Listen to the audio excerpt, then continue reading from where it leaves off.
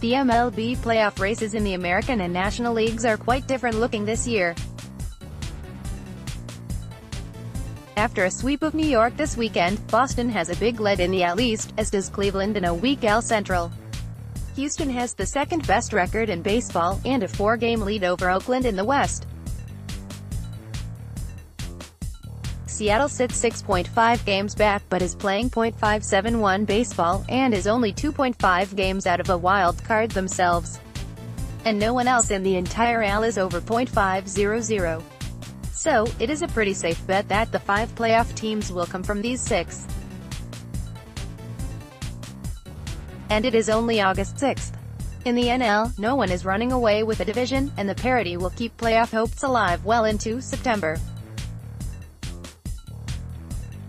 The Philadelphia Phillies actually have the largest lead on any division, sitting 1.5 games on top the NL East. There are 9 teams within 6.5 games of a wild-card slot, and 7 teams within 6.5 games of their division lead.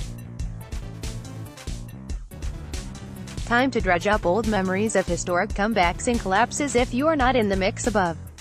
But for 2 of our local teams who are certainly in the mix, what did we learn from their vastly different experiences over the past weekend? Let's start with the Phillies, who swept a 4-game set against the lowly Miami Marlins. How lowly? Well, divisional last place lowly, with only the Baltimore Orioles and San Diego Padres winning less frequently. They beat a team that they should beat, a key to championships in any sport. Upsets, letdowns and looking past an opponent, are all trademarks of good teams who do not become champions.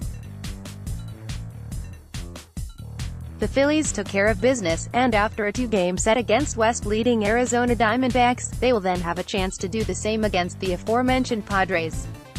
After their Western swing, they return home to face the Red Sox for 3 games. The Phillies took 1 out of 3 against the Yankees last month, so how they fare against the Bo Sox could be telling. We may have an odds-on favorite in the NL if things play out well for Philadelphia over the next few series. If they don't, they are still very much in the mix. A good time to be a Phillies fan. About the only good thing the New York Yankees can take away from the Boston Massacre is that David Price still can't beat them. And the fact that Rick Porcello and Nathan Eovaldi are not going to win the Cy Young Award, despite their dominant starts against New York last weekend. The Red Sox are the best team in baseball, and playing with the confidence that comes from the ability to win in so many ways. But in fact, the Yankees were slightly better head-to-head with the Sox this year prior to this weekend.